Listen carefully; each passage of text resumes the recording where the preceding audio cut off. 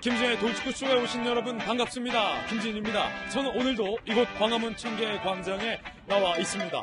어제 검찰 상가집 내에 있었던 소동에 대해서 집중적으로 보도를 해드렸습니다. 추미애 법무부 장관이 임명한 심재철 반부패 부장에 대한 일선 검사들의 이 반감 어제 정말 낱낱이 전해드렸는데, 그런데 오늘 그 심재철 반부패 부장이 조국은 무혐의 아니냐라고 주장한 데 이어서 백원우 전 비서관에 대한 기소도 미루자라고 검찰 내부에서 제안을 해서 검찰 안에 좀 뒤숭숭한 상황인 걸로 전해지고 있습니다. 이 보도가 사실이라면 추미애 법무부 장관이 심재철 반부패 부장을 검찰의 요직으로 보낸 그 목적이 있는 것 아닌가라는 얘기마저 검찰 내부에서 나오고 있는 상황입니다. 오늘 이 새 소식 저희 돌직구쇼에서 상세하게 취재했습니다. 저는 비가 오나 눈이 오나 매일 아침 이곳에서 여러분을 기다리겠습니다. 김진의 돌직구쇼 지금 라이브로 시작합니다. 잠깐만요.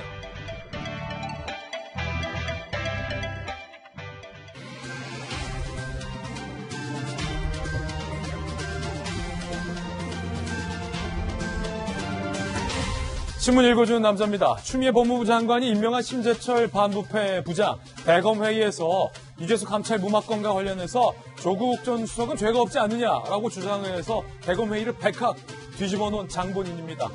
그 일 때문에 검찰 상가집에서 후배 검사에게 당신이 검사냐 아니면 조국 변호인이냐라는 소리까지 들어야만 했었던 심재철 반부패 부장이 오늘 보도된 뉴스에 따르면 백원우 전 비서관에 대한 기소도 미루자라고 검찰 내부에서 제의를 해서 논란이 일고 있습니다. 정치권에서는 이 심재철 검사에 대한 특검을 해야 한다는 얘기도 나왔습니다. 잠시 후에 상세히 보도해드립니다. 오늘 조간신문 보도 내용도 바로 살펴보시죠. 먼저 동아일보입니다. 유재수 감찰 무마건, 심재철 반부패 부장은 통상적인 권한이다라고 얘기를 했지만 검찰은 조국 전 수석을 기소하기로 결정을 했었죠. 그런데 그 공소장에 보면요, 상세한 내용들이 나와 있는데 김경수, 윤건영, 천경득 이른바 친문 핵심들이 유재수를 잘 봐달라고 청탁을 했었다라는 겁니다. 특히 백원우 비서관은 이런 얘기까지 했다는 거예요. 정권 초인이만큼 비위 사실이 알려지면 안 된다. 비위 사실을 정권 초인이만큼 막아야 한다라는 의미로 청와대 특별감찰반의 특감을 무마시켰다. 검찰은 이렇게 보고 있다는 겁니다. 과연 이를 두고 직권남용이냐 아니냐, 법조계의 이슈가 될 걸로 보입니다. 시청자 여러분들은 어떻게 판단하십니까? 직권남용입니까? 친문 핵심들의 봐주기로 보이십니까? 아니면 심재철 반부패 부장이 얘기한 대로 통상적인 정부적 판단이라고 보십니까? 판단은 여러분께서. 다음 신문입니다. 이번에 한국일보입니다. 상가집 항명, 부쪽난 검찰, 추윤 대리전 양상 이렇게 썼는데, 추미애 법무부 장관의 인사안으로 이번 검찰에서 요직을 차지한 분들, 추미애 법무부 장관의 대리전 양상이 펼쳐지고 있다는 겁니다. 검찰 내부 통신만 해도 이 일이 뜨겁습니다. 항명이다 아니다 이런 얘기도 있습니다. 여러분은 네가 검사냐 당신이 변호사냐 라는 이 말에 대해서 과연 항명으로 보십니까? 추미애 법무부 장관은 이를 두고 상가집 추태다라고 정의를 했습니다. 추태라고 보십니까? 항명이라고 보십니까? 여러분들의 생각은 어떠신지요? 지금 김진의 돌직구쇼 실시간 유튜브에 벌써 많은 분들이 댓글을 달고 계십니다. 여러분의 의견 댓글창에 남겨주시기 바라겠습니다. 다음 신문입니다. 이번엔 조선일보입니다. 조선일보는 오늘 일면에 우리 정부가 협의도 대책도 없이 북한 관광을 밀어붙이고 있다라고 비판을 하고 있습니다. 여기서의 협의는 미국과의 협의, 그리고 여기서의 대책은 우리 국민들의 신변 안전인데, 정부가 검토 중인 북한 관광안을 보면요, 1번 육로 관광, 2번 제3국을 통한 관광, 3번 외국인 남북연계 관광, 어떻게든 북한 관광의 길을 우리 정부는 모색하고 있는 듯합니다. 그런데 문제는 우리 정부가 북한이 쏜 총탄에 우리 국민의 목숨을 잃었다는 사실을 우리 정부가 잊은 듯해 보여서 이게 좀 걱정입니다. 과연 이에 대한 대책, 안전 대책, 우리 정부 확실히 북한으로부터 보장받은 겁니까? 이 말 묻고 싶습니다. 다음 신문입니다. 이번엔 중앙일보입니다. AI 시대라고 하죠. AI가 진격했습니다. 어디까지? 마트까지. 롯데마트의 2018년 점포당 기준을 바탕으로 마트 직원의 20%가 짐 쌌다는 겁니다. 물론 짐 싼 직원들 모두가 AI 기술 때문에 짐 쌌다라고 볼 수는 없겠지만 오늘 중앙일보는 적어도 계산대에서 계산을 하던 사람들이 줄어들고 그 대신에 AI 기술이 들어가 있는 컴퓨터가 대신을 했다라고 지적하고 있습니다. 편의점도 마찬가지입니다. 고용률을 보면요. 2년 새 7명에서 평균 5명으로 줄어들었습니다. 유통기업이 일자리 텃밭을 해왔던 역할이 흔들리고 있다는 겁니다. 그럼 여기서 과제는 AI가 다가오는 것을 막을 수는 없다. 이게 시대적 흐름이라면 AI 시대에 과연 어떻게 일자리를 만들어내야 할까라는 고민이 정부 차원에서 있어야 한다는 겁니다. 다음 신문입니다. 이번엔 한겨레 신문입니다. 민주당 내부에서도요. 문희상 의장의 아들 문석균 씨를 전략 공천하는 것에 대한 비판의 목소리가 민주당 내부에서 나왔습니다. 게다가 이 문석균 씨의 자녀 교육도 아빠 찬스를 썼다라는 논란까지 불거졌습니다. 민주당의 김혜영 의원이 당 최고위에서 돌직구를 말 그대로 날린 겁니다. 이렇게 얘기했어요. 민주당 김혜영 의원. 정치 권력의 대물림에 동의할 수 없다. 국민 정서상 국회의장의 아들이라는 이유로 지역구를 세습받는 것은 납득하기 어렵다. 민주당 내부에서 나온 이 돌직구. 과연 당 지도부가 김혜영 의원의 돌직구 발언을 받아들일지 아니면 문희상 의장의 아들 문석균 씨에 대한 이른바 배려를 할지 잠시 후에 돌직구쇼 총선 알림에서 논의해보겠습니다. 지금까지 신문 읽어주는 남자였습니다. 네, 선거철이다 보니 요즘 저희 돌직구쇼도 어제에 이어서 이 김진애 인재 영입 발표가 이어지고 있습니다. 오늘도 저와 함께한 등판 선수 소개하면서 2호 인재 영입 인사도 발표하겠습니다. 만나보시죠. 네, 저희 돌직구쇼 초창기부터 지금까지 쭉 함께 해주고 계신 검찰 출신의 정말로 날카로운 돌직구 젠틀맨 김광삼 변호사님 여전히 모셨습니다. 어서 오세요. 그리고 저희 2호 인재 영입 대상자입니다. 여의도 정치 컨설팅계에서의 이른바 제갈의 공명이라 불리는 윤 선생, 윤태곤 실장님 2호 인재 영입 인사로 모셨습니다. 어서 오세요. 네, 그리고 어제 1호 인재 영입으로 발표된 후에 정말로 이 돌직구 유튜브 댓글창에서 뜨거웠습니다. KBS 방송기자 출신의 문체부 전 차관 출신의 청와대 대변인까지 하신 박성기 전 대변인 모셨습니다. 어서 오세요. 안녕하세요. 네, 그리고 늘 저와 함께하는 제 짝꿍 전직 앵커 출신의 한양대학교 장희영 교수님과 자 이분 첫 출연 이후에 정말이지 반응이 뜨거웠습니다. 돌직구쇼 인재 영입으로 모셔라 라는 시청자 여러분들의 여러 같은 성원에 힘입어 삼고초려한 그분입니다. 기생충 박사님으로 유명한 날카로운 촌철살인 칼럼니스트 서민 교수님 인재 영입 2호로 모셨습니다. 어서 오세요. 네, 오늘 이분들 모시고 함께 이야기 나눠볼 키워드도 소개하겠습니다. 세 가지 키워드인데 첫 번째 키워드는 이겁니다. 우리 사람. 친문 실세들이 이른바 유재수 씨에 대해서 우리 사람이니까 좀 봐주라 라는 식의 얘기를 했다. 검찰 공소장에 나와 있습니다. 한 조간신문은 이를 두고 이게 정권이냐 조폭이냐 라고까지 사설했었습니다. 잠시 후 이야기 나눠보죠. 두 번째 키워드는 낙인. 이른바 심재철 반부패 부장에게 들이받은 검사에 대해서 추미애 장관은 추태다라고 했습니다. 제대로 낙인 찍혔다는 얘기가 검찰 내부에서 나오고 있습니다. 잠시 후 짚어봅니다. 세 번째 키워드는 팽. 그렇습니다. 토사구팽할 때 그 팽입니다. 한 조간신문은 문희상 의장의 활용도가 끝났다. 민주당 내부에서 팽당하는 것 아니냐라고 기사를 쓰기도 했습니다. 어떤 얘기일지 잠시 후 공개합니다. 오늘도 상당히 흥미롭고 중요한 뉴스들 많이 준비했습니다. 김진애 돌직구쇼 탑뉴스로 시작합니다.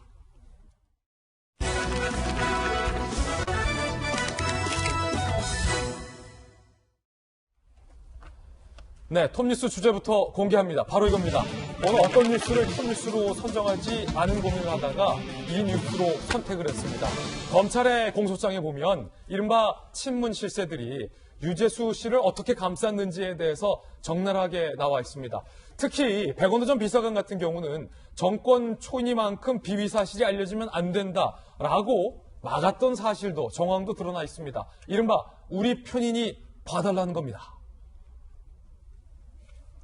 유재수는 우리 사람은 괜찮다. 친문의 집요한 구명 활동, 조국 전 당시 수석의 공소장에 보면 감찰 무마 정황이 정말로 적나라하게 드러나 있는데 하나하나씩 살펴보시죠. 먼저 친문 실세 여러분이 등장합니다. 먼저 김경수 경남지사가 등장을 하는데요. 참여정부 시절에 함께 고생한 사람 유재수다. 잊었느냐? 감찰받고 있는데 본인이 억울하다고 하니까 좀 잘 봐달라 라고 김경수 지사가 구명활동을 펼쳤습니다. 그리고 당시 청와대 국정상황실장인 윤건영 실장도 유재수는 나와 가까운 사람이라 건들지 마라 라고 이른바 백원호 민정비서관에게 부탁을 했다는 겁니다. 이걸 청탁이라고 봐야 할까요? 단순 부탁이라고 봐야 할까요? 판단 여러분께서. 그리고 청경득 당시 청와대 선임행정관 같은 경우는 이인걸 특감반장에게 거의 나무랬어요. 불러서 혼낸 수준입니다. 이 반장, 아니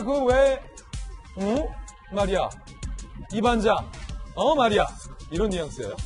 참여정부 때 근무한 유재수를 이 반장, 왜 말이야. 왜 감찰하나? 청와대가 금융권 잡고 가려면 말이야. 유재수 같은 사람 필요해. 라고 거의 이인걸 반장을 불러세워서 거의 박살을 냈습니다.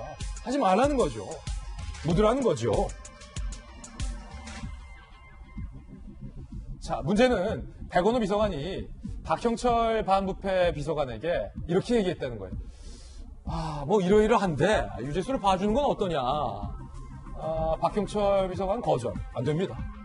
그러자 백원호 당시 비서관이 사표만 받고 처리하면 되는 건 아니냐라고 하자 감찰을 계속하고 수사 의뢰를 검토해야 합니다. 라고 거절했다는 겁니다. 검찰 공소장 내용입니다. 상당히 강직한 박형철. 대단해요. 그리고 백원우 당시 민정비서관이 이번에 민정수석 조국에게 이렇게 얘기합니다.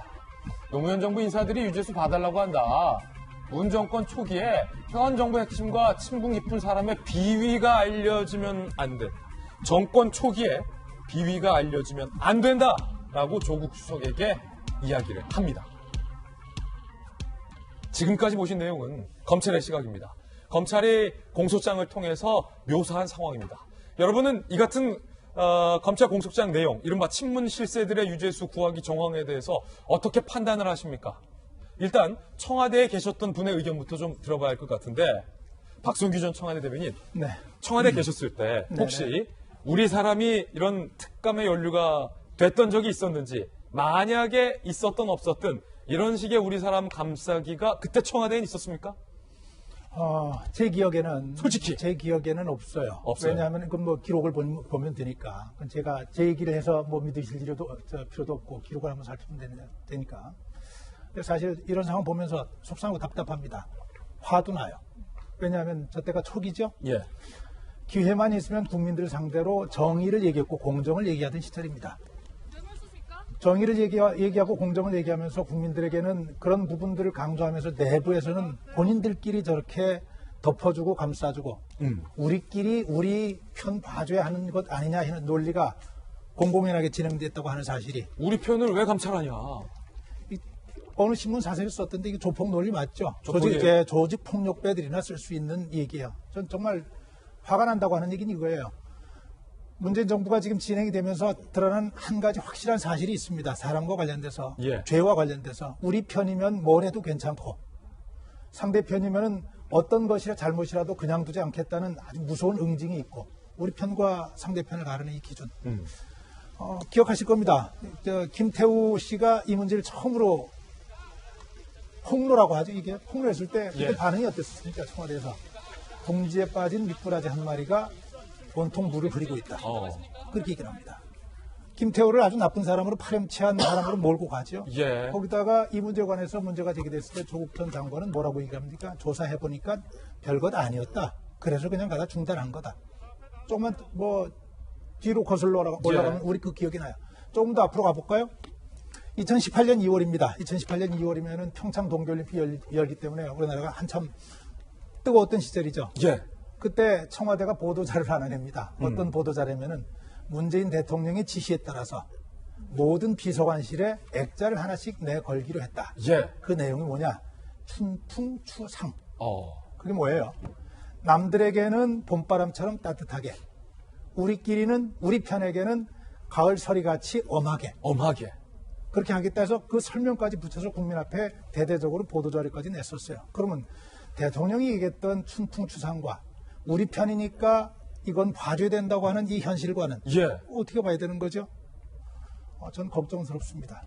이건 아니다라는 거예요. 네. 특히 검찰 출신의 김광삼 변호사님, 이른바 친문 실세들이 여러 차례 좀 봐줘라라고 제안한 내용 앞서 보셨는데 좀 두 가지 장면이 인상적이에요. 먼저 첫 번째, 백원우 비서관이 급기야 조국 전 수석에게 이렇게 얘기했다라고 하는 부분, 정권 초이만큼 비위 사실이 밖으로 알려지면 안 된다. 만약에 조국 전 수석의 지금까지 주장대로 유재수 혐의가 별거 아니라서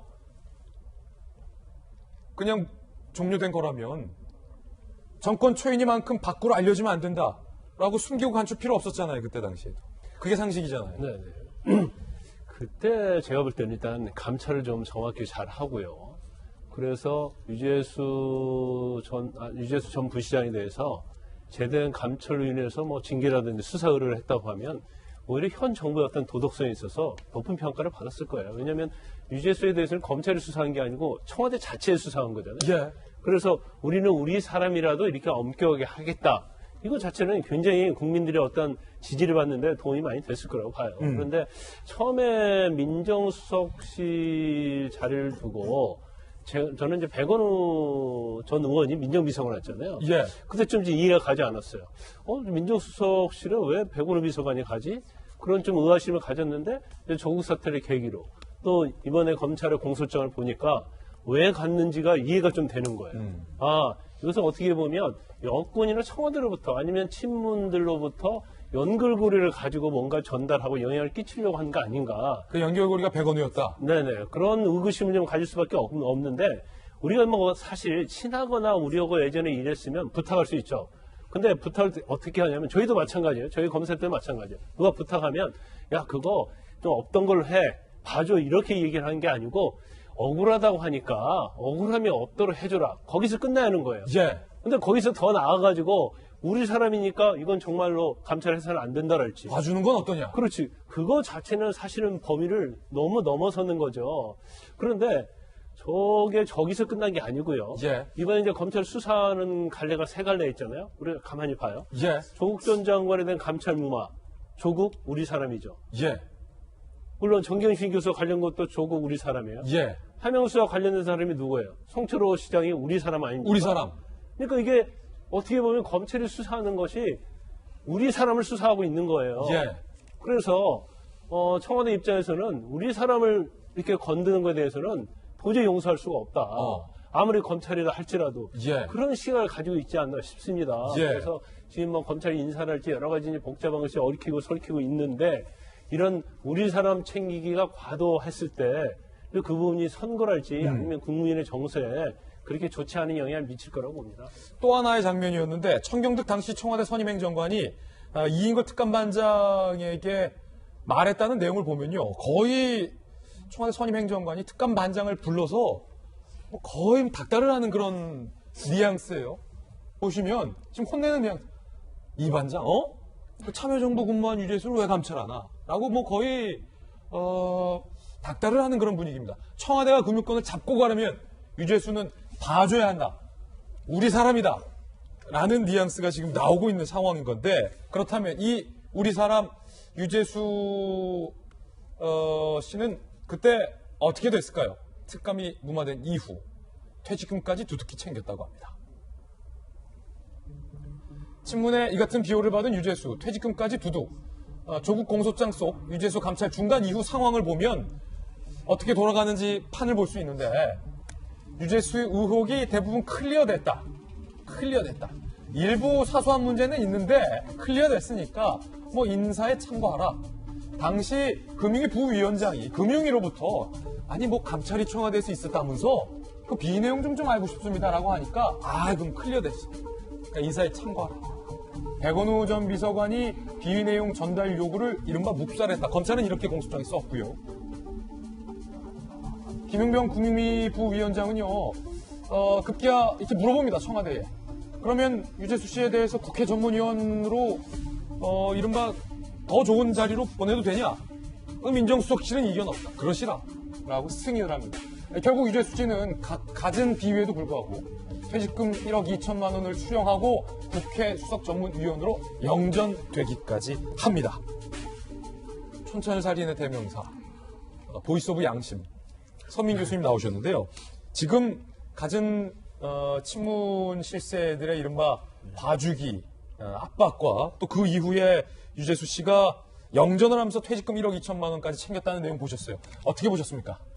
굉장히 안타깝게 봤고요. 그러니까 정권을 잡고 나서 뭐 자기 사람들을 뭐 기용한다? 이것까지는 뭐 넘어갈 수 있습니다. 그런데 그 비리를 저지르는 건 좀 다른 문제고요. 그 참여연대 때 뭐 그때 참여연대래. 참여정부 때 그 고생했다는 게 무슨 예. 비리를 저질러도 된다는 뭐 면허증도 아니고 그걸 이유로 들면서 봐달라고 하는 거는 도저히 말이 안 되고요. 예전에 아주 옛날 사람인데 제갈공명이라고 있지 않습니까? 그분이 저 자신이 아끼던 그 마속인가 그분의 목을 쳐서 그 읍참마속이라는 고사도 생기고 그래서 그래서 총나라가 기강이 되게 좀 멋있어졌지 않습니까? 그러니까 이번 정권도 초창기에 그냥 유재수를 내쳤으면 훨씬 더 좀 좋았을 것이다 하는 아쉬움이 있고요. 그리고 단 언론에 의하면 이게 감찰을 중단할 뿐 아니라 감찰이 없었던 것으로 해달라 뭐 이런 말까지 한 것 같은데 이거는 그러니까 뭔가 감찰에서 뭔가 걸릴 게 있었다는 반증이기도 하지 않습니까? 예. 그래서 하여튼 이 맛에 정권 잡는구나 하는 생각이 들고요. 어쨌든 이렇게 자기 편 사람들을 비호해주면 앞으로 남은 사람들이 뭐 생각하겠습니까? 남은 임기 동안 열심히 한번 벌어보자 이 생각하지 않겠습니까? 예. 아주 잘못한 겁니다. 잘못한 거다. 이 맛에 정권 잡는구나. 라는 생각마저 들 상황이다. 서민 교수님의 개인적 의견 들어봤는데요. 서민 교수님이 예. 조금 전에 애초에 유재수를 쳤다라면 이런 표현을 썼잖아요. 읍참마속. 저는 그 얘기하고 사실 제가 최근에 전 조국 장관 사태 터졌을 때도 진짜에 그냥 조국 전 장관 검찰이 조사하는 대로 내버려 두고 정권이 갔으면 이런 말을 했던 사람으로서 굉장히 저는 지금 겹치는 게 청와대 누가 얘기죠? 그 천경도 선임 행정관이 이 얘기했잖아요. 유재수 같은 사람이 있어야 금융권 잡고 나간다? 잡고 나간다. 전 지금 요즘 세대는 검찰 잡고 나간다? 저도 이런 표현이랑 또 이게 금융위를 잡고 나가야 된다? 뭐 어디를 잡고 나가야 된다라는 게 사실 지도자의 역할은 아니잖아요. 예. 그러니까 물론 본인들이 옳다고 생각하면 걸림돌이 되는 것을 치우고 가고 싶고는 알겠습니다만 본인들이 이건 독재 정권도 아니고 본인들이 100% 옳다라는 확신은 누가 줍니까? 지금 국민들의 여론조사도 있고. 근데 여기에 대해서 금융권을 잡고 가야 우리가 마음대로 갈 수 있다? 지금도 사실 검찰을 잡고 가라는 거로밖에 안 보이는 이 현실하고 지금 과거 현실하고 계속 겹치면서 저는 갑자기 그 생각이 좀 약간 소름이 끼치게 돋네요. 그러니까 말도 안 되는 일들이 벌어지고 있잖아요. 그러니까 잡고 간다. 그렇죠. 인간적으로 이해하려면 이해가 되는 부분이 있습니다만, 전략적으로도 이해가 되는 부분이 있습니다만, 이러면 안 되잖아요. 이런 일이 벌어지면 안 되는데 벌어지고 있다라는 게 조금 많이 답답하네요. 자, 그런가 하면 조국 수석 얘기 나와서 말인데 이른바 조국 전 수석 부부와 관련돼서 검찰은 공직자윤리법을 위반했다라고 보고 있습니다. 이에 대해서 조국 전 수석은 아내가 투자를 한 것, 아내도 사모펀드에 대해서 몰랐고 나는 전혀 몰랐다라고 부인을 해온 바 있는데요. 검찰이 확보한 문자 메시지를 보면 그런데 조국 전 수석의 발언과 상당히 다른 상황들이 나타납니다. 함께 보시죠. 판단은 여러분께서 보시죠. 꾸기와의 깨알론이라고 제목을 저희가 붙였어요. 꾸기가 누굴까요? 조국 당시 수석입니다. 일단 정경심 교수가 김경록 씨와 문자 메시지를 주고받는 내용 2017년 5월입니다. 조국 민정수석이 취임 직후, 그러니까 남편이 공직으로 간 직후예요. 그때 정경심 씨가 이렇게 문자를 보냅니다. 남편 때문에 주식을 백지신탁하거나 팔아야 하니 고민 좀 해봐라. 그러자 김경록 씨가 이렇게 얘기합니다. 상담을 해주는 거죠. 백지신탁할 수 있는 투자처를 찾아보시라. 그러자 정경심 씨가 어디 묶어둘 데 없나? 상당히 생각해보니까 열받네. 열받는다. 부동산 투자할까? 남편한테 물어보고 할게. 이 대목이 등장하는 거예요. 남편한테 물어보고 할게. 이 이후에 정경심 씨가 차명으로 이른바 사모펀드에 투자하는 과정들은 여러분께서 잘 아실 텐데 남편에게 물어보고 했다? 라는 상상이 가능한 대목이죠. 그리고 2018년 5월 28일, 1년이 지났습니다. 사모펀드 투자 이후 이른바 조국 조카와 컨설팅 계약을 맺고 자문료 명목으로 5천만 원을 번 이후에 이 부부가 한 대화 내용인데요. 정경심 씨의 핸드폰에는 남편 조국 교수가 꾹이라고 저장이 돼 있는 것으로 검찰 공소장에 나와 있습니다. 꾸기. 그러니까 조국의 국자를 애칭인 거죠. 꾸기. 예를 들어서 뭐 윤태곤 시장은 고니. 뭐 그런 거죠. 꾸기. 장경심 교수가 종소세가 2,200만 원 나와서 세무사가 다시 확인 중 폭망이야. 유유. 울부짖습니다. 그러자 꾸기가 완전 거액이네. 라고 맞장구를 쳐줍니다. 그러자 장경심 씨가 아우 세금 내라고 융자 받을 정도다. 라고 하니까 꾸기, 유유, 눈물을 흘립니다. 그러자 정경심 씨가 이에 대해서 불로수입이다. 할 말 없다. 불로수입. 일하지 않고 벌어들인 수입이다. 라고 얘기를 규정을 하는 거죠. 그러자 꾸기가 그러니 작년보다 재산 총액이 늘었지. 그렇게 쓰고 더. 라고 문자를 하는데 윤 선생님, 이 문자를 우리 국민들은 어떻게 봐야 합니까? 안 좋죠. 안 좋은데 그런 건 있는 것 같아요. 저희가 지금 볼 때 이게 사람이 말이 앞뒤가 다르고 뭐 그렇지 않냐라는 거 하고, 근데 지금 이 문자로만 볼 때는 뭐 사모펀드에 대한 구체적인 투자 논의라든지 그렇게는 볼 수 없는 것 같으니까 이건 조금 더 봐야 될 것 같고요. 그러니까 조국 전 장관에 대한 뭐 도덕적 비판이라든지 뭐 정치적 비판 같은 거는 이제 자에게 받아야 될 것이고, 또 법적인 문제에 대해 가지고는 아직까지 지켜볼 게 남아 있는 것 같아요. 요것만 봐가지고는 뭔가 딱히 떨어지는 거는 이 분위기 봤을 때 서로 다 알았던 거 아니야 정도인 거지, 뭐 코링크에 대해서 뭐 어떻게 했다 저렇게 했다 그런 건 없잖아요. 예, 남편에게 물어보고 할게. 요 말만 나왔지 요 이후에 진짜로 물어봤는지 그게 좀 나와야 된다. 라는 건데 서민 교수님께서는 이 문자 메시지 어떻게 보셨나요? 아니 저걸 보면 이제 당연히 조국 전 장관도 휴대폰 압수수색을 해서 한번 맞춰봐야 될 거 아닙니까? 근데, 퍼즐을? 네, 퍼즐을. 근데 그 영장을 계속 기각하고 그래서 전 도저히 그게 이해가 안 되고요. 그리고 뭐 꾹이라고 했다고 해서 뭐 왠지 사이가 좋은 것처럼 보이지만 그렇지 않습니다. 그렇습니까? 저 같은 경우는 이제 아내를 불거북이라고 해놨거든요. 불거북이. 불거북이. 그러니까 화를 되게 성질이 불같아서. 불거북이. 그럼에도 불구하고 사이가 좋거든요. 그래도 사이가 좋다. 그러니까 애칭하고 사이 금수라고 관계가 없고요. 제가 보기에는 조국 전 장관이 지금 이제 정경심 교수 때문에 자기가 이렇게 곤욕을 치렀다고 생각해서 지금 원망하고 있지 않을까 이런 생각합니다. 특히 저 부분 이른바 5천만 원을 자문료로 이렇게 벌었다는 것도 검찰은 문제 삼았는데 불로 수입이라고 얘기를 하잖아요. 검사 출신이시니까. 아니, 저 내용 자체는요, 우리 윤태곤 시장께서 그게 꼭 뭐 사모펀드에 개입을 했느냐, 안 했느냐, 꼭 이걸, 상관이 없다는 식으로 있는데, 그렇지 않아요. 자문료를 어디서 받았어요? 그런 그 피의와 관련돼서 받았잖아요? 5천만 원 받았는데, 거기에 대해서 종합소수에 나올 정도로 얘기를 하면, 이미 코링크 피의와 관련된 얘기를 다 했겠죠. 물론 이제 다른 증거가 있을 거예요. 제가 볼 때는 검찰이 저 정도만 증거 가지고 조 전 장관이 개입을 했다 그렇게 보지는 않을 거예요. 더군다나 종소세가 2,200만 원 나왔다.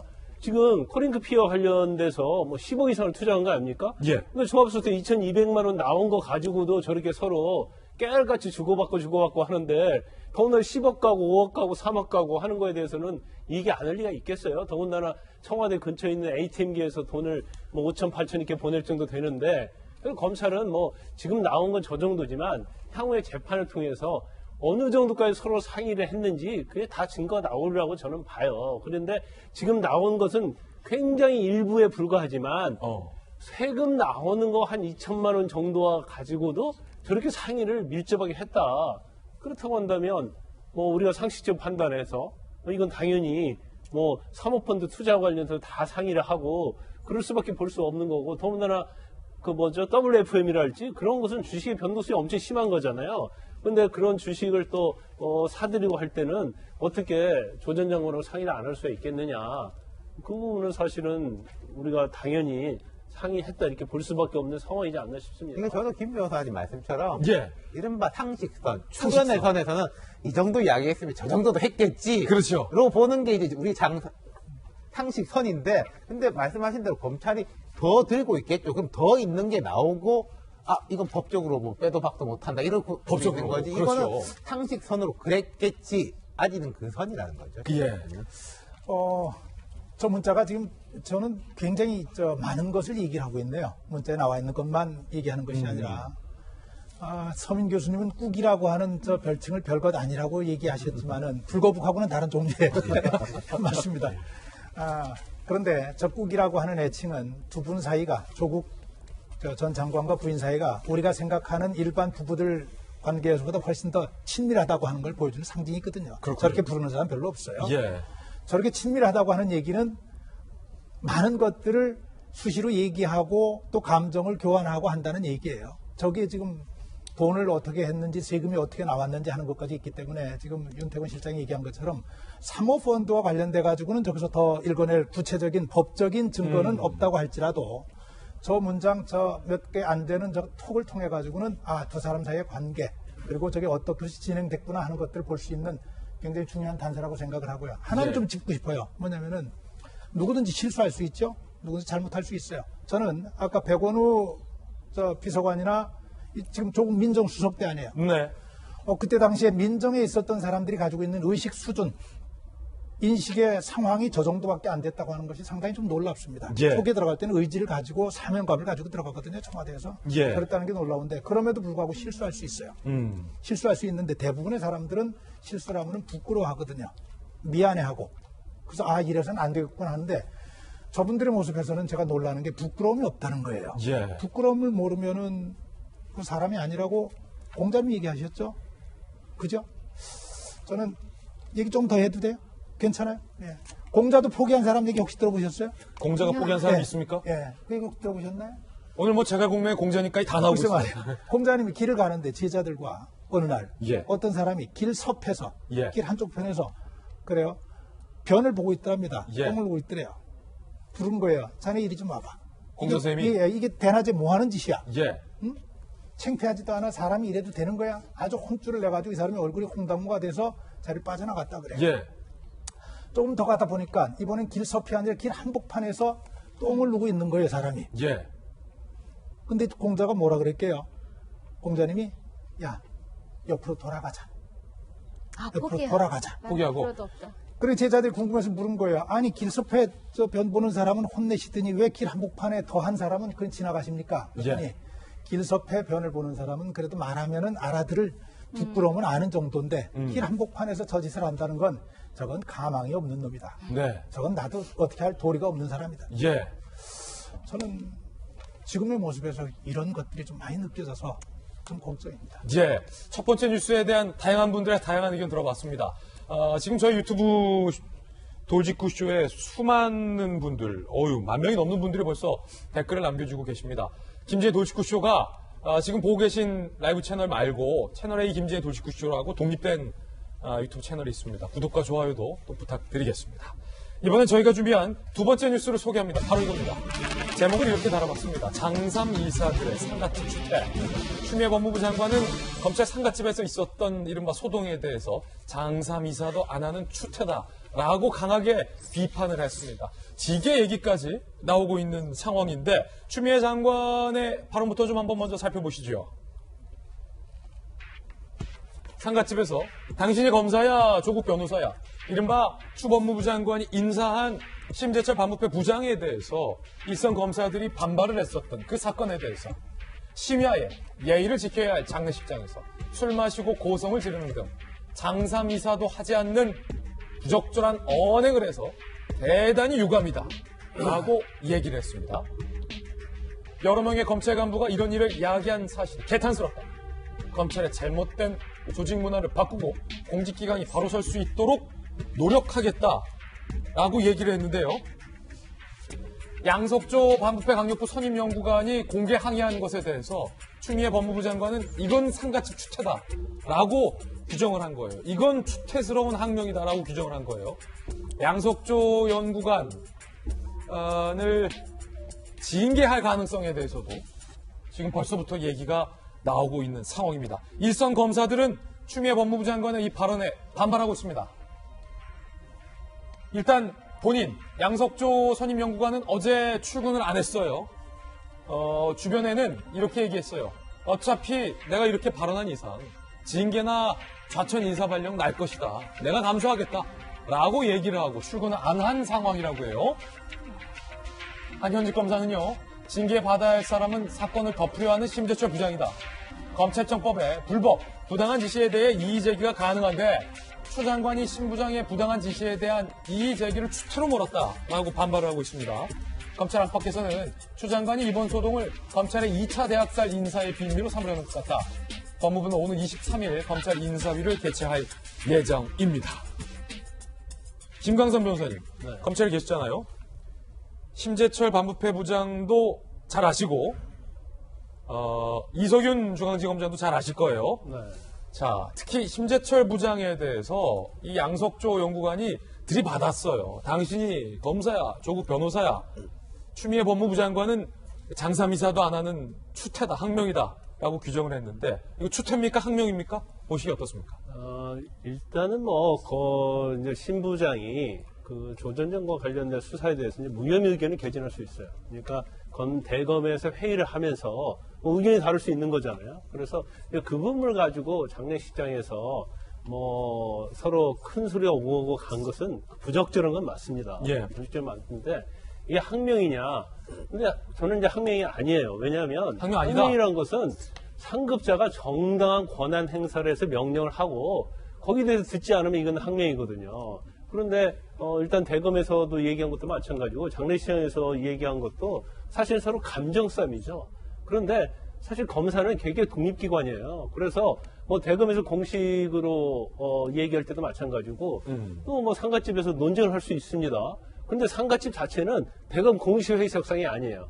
그래서 이게 부적절한 할망정 충분히 서로의 감정 싸움을 할 수 있는 저는 해프닝이라고 봐요. 예. 근데 이 해프닝을 가지고 여권에서는 이거 인사권에 대한 도전이다 얘기를 하고 또 야권에서는 특검까지 하겠다고 얘기하는데 그 정말 굉장히 말이 안 된다고 보고 그런데 사실 저런 일이 이제 검찰이 워낙 상명하복이라서 무조건 복종하는 것 같아도 그렇지 않습니다. 김광산 검사 시절에도 그런 일 있었어요, 혹시? 아니, 저도 부장하고 요구하고 싸우고 멱살 잡고 싸운 적도 있어요.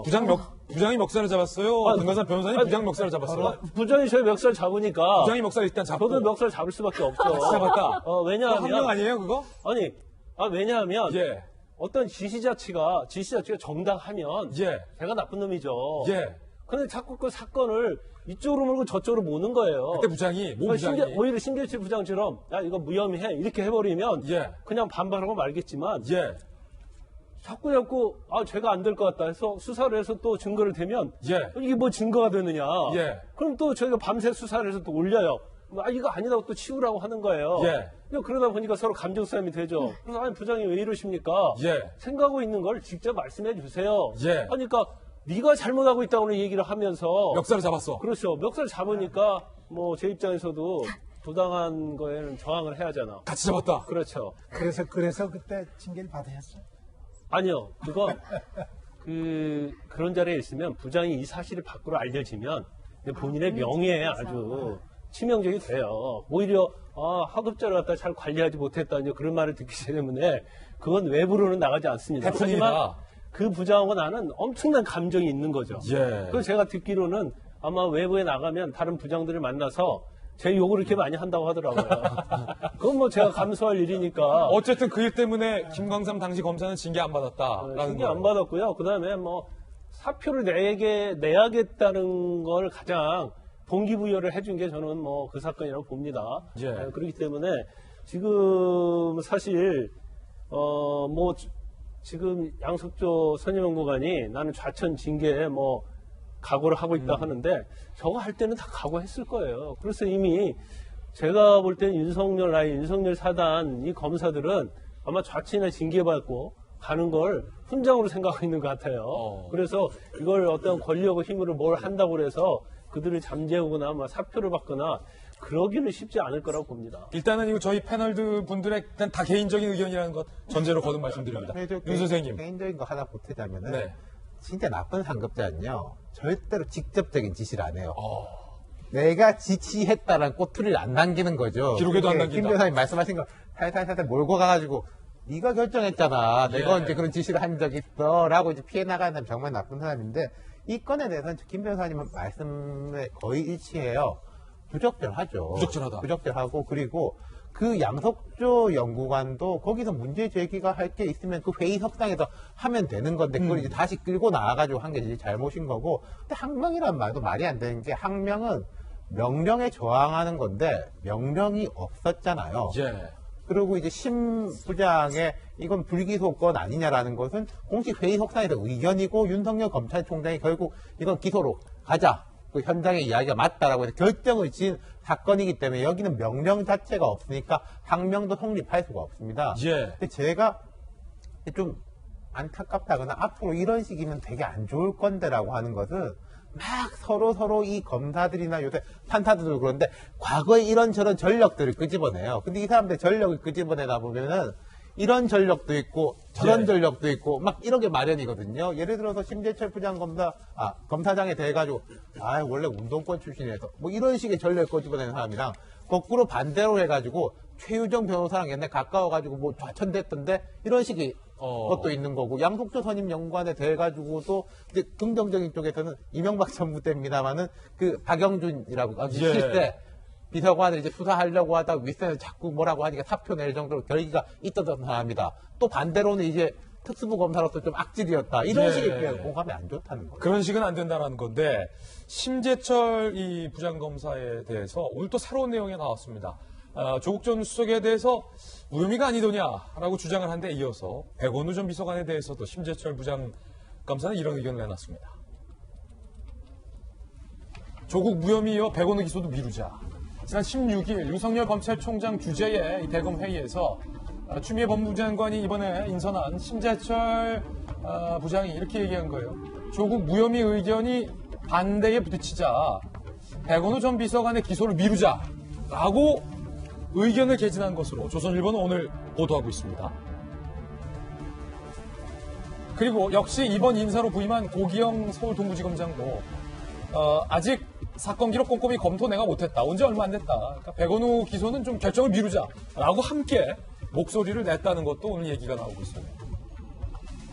게다가 이번 직제 개편안에 대해서 심재철 부장이 연구관들에게 법무부에서 내려오는 직제 개편안에 찬성 의견을 내라 라고 지시를 했는데 연구관들이 의견 제출을 거부하기로 했다는 것도 오늘 이야기가 나오고 있는 대목입니다. 정치권에서는 이 심재철 부장검사에 대해서 특검을 해야 한다라는 비판의 목소리도 야당에서 나왔습니다. 심재철 원내대표가 심재철 부장검사에 대해서 얘기를 했습니다. 들어보시죠. 심재철 부장의 권력농단에 대해 특검을 추진할 것입니다. 마카파 여왕 추미애 장관이 문 대통령의 의중을 충실히 따라서 얼마나 가혹한 2차 보복 인사를 할지 지켜볼 일입니다. 심재철 부장검사에 대해서 진보 농객인 진중권 전 교수도 한마디 했습니다. 함께 보시죠. 직권남용 법치 후퇴, 국가 기능의 공정한 수행 저해라고 판사가 명시한 사안을 검찰에서 외려 피의자 변호인이 돼서 변론을 펴준 것이 말이 되느냐라고 하며 공수처 1호 사건은 심재철 부장검사에 대한 사건이 돼야 된다라고 얘기했어요. 유재수 부패를 덮어준 조국의 부패를 다시 덮어주는 부패. 장관이 방부제 나야 할 자리에 곰팡이를 앉아놨다. 공수처 원래 이런 분 처벌하라고 만든 것 1호 사건의 대상자로 심재철을 선정한다라고 진중권 교수는 비판하기도 했는데 서민 교수님께서는 지금 이 대목 어떻게 보셨습니까? 예, 뭐 원론적으로 맞는 말인데요. 근데 이제 정권에서 이제 그 심재철 그분을 그쪽으로 반부패 부장으로 보낼 때 이런 일 하라고 보낸 거기 때문에 정권의 명령을 충실히 잘 수행하고 있다고 할 수 있습니다. 그래서 공수처의 수사를 받을 일은 없을 것 같고요. 그렇군요. 근데 그 대신에 이제 검사답지 못한 행동을 했기 때문에 네가 검사냐 이런 말은 당연히 들어야 됩니다. 지금 교수들도 뭐 좀 교수답지 않은 행동을 하면 네가 교수야 이런 말 가끔 하거든요. 서로 한다. 네가 교수냐고. 그럼요. 예. 그러니까 그거 뭐 그런 거 없고요. 그리고 이 상갓집에 대해서 그 추미애 장관님은 너무 상갓집을 신성시하는데 원래 상갓집이 술 좀 마시고 그동안 쌓인 거 푸는 자리입니다. 예. 이런 거 하라고 상갓집이 있는 거예요. 예. 그러니까 이거 하고 뭐 장삼이라도 안 한다 이런 거는 말이 안 됩니다. 상갓집을 좀 다니다 보면 많이 봅니다. 예. 장현 교수님. 저는 사실 오늘 지금 이 두 번째 이슈에서 총괄적으로 좀 이야기하고 싶은 게 좀 있는데 정리를 좀 하자면 저는 앞서서 그 항명이 아니다 그거 가지고 조금 두 분이 말씀 나누셨었잖아요. 이제 그 부분에 대해서 이쪽 청와대 쪽 입장은 여권 입장은 이건 것 같아요. 이게 사실상 항명이다. 왜냐하면 그때 그 고성이 오간 것 자체가 대통령의 인사권에 대한 항명이고 검찰 개혁에 대한 의제에 대한 항명으로 신 부장을 이렇게 이야기한 거 욕보인 것 아니냐라는 이제 반응이라 항명이라는 표현을 쓴 거거든요. 근데 네. 제가 볼 때는 그렇게 그러니까 의견 개혁 애진과 학명의 차이는 저도 좀 구분을 하고 싶고 그 표현, 고성을 지르고 그 표현한 거에 대해서는 지적을 하고 싶지만 내용 자체에 대해서는 전 사실은 동의를 해요. 이게 말이 안 되는 일이 벌어지고 있으니까 폭발을 한 거란 생각이 들거든요. 폭발의 이 형태가 좀 잘못됐다. 형식의 문제는 지적할 수 있을지 모르겠지만 지금 정부에서 하고 있는 것들이 검찰개혁이나 대통령의 인사권 자체가 좀 옳지 않다라는 생각을 많은 사람들이 하고 있으니까 이런 게 전 튀어나온 거라고 보거든요. 그래서 이 부분에 대해서도 좀 이야기를 좀 학명이냐 이의제기냐 이걸 떠나서 이야기를 하고 싶었고 지금 윤석열 검찰총장의 힘 빼기라는 지적도 많이 나오고 있잖아요. 지금 사실 추미애 장관이 전에도 뭐 학명이란 내 명을 거역한 거다 이런 표현을 쓰지 않나. 이번에도 징계 대상이 아닌지 뭐 이런 이야기 자체가 무섭잖아요. 잘못 보이면 이렇게 잘라. 이런 식의 앞서서도 뭐 조폭 비유가 나왔습니다만 이 자체가 실제로 뭐 잘라 이 말을 안 했더라도 이렇게 그러는 거 아니야?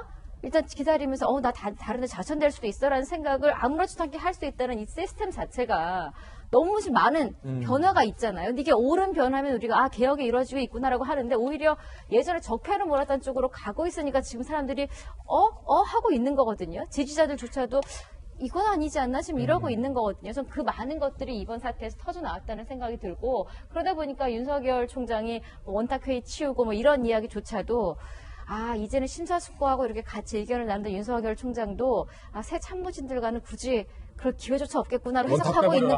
예, 어차피 짧게 보고받고 짧게 그냥 해봤자 뭐 내 얘기 뭐 중요하겠어. 어차피 또 위에서 이렇게 하는 대로 안 하면 학명이라 그럴 테고. 뭔가 무기력해진다. 예, 실제로 그랬잖아요. 이번에 인사권 자체가 무기력하게 만들었잖아요. 이 자체가 힘을 빼는 것과 개혁은 정말 다른 건데 왜 이런 식으로 시스템이나 조직을 바꾸려는 게 아니라 사람을 내쳐서 힘을 가지고 권력을 가지고 여기를 키우고 여기를 줄이고 이 자체가 잘못된 것들인데 지금 너무 여러 가지가 한 군데로 벌어지다 보니까 저도 어느 한 군데를 가지고 평론하기 너무 어려운 상황이 된 거예요. 그래서 계속 안타깝다는 얘기가 지금 여기저기서 나오고 있잖아요. 그래서 전 이번 사건을 보면서 그게 상당히 좀 가슴이 아팠어요. 개혁을 원하는 국민의 한 사람으로서. 박성규 전 대변인 차관하셨잖아요. 네네.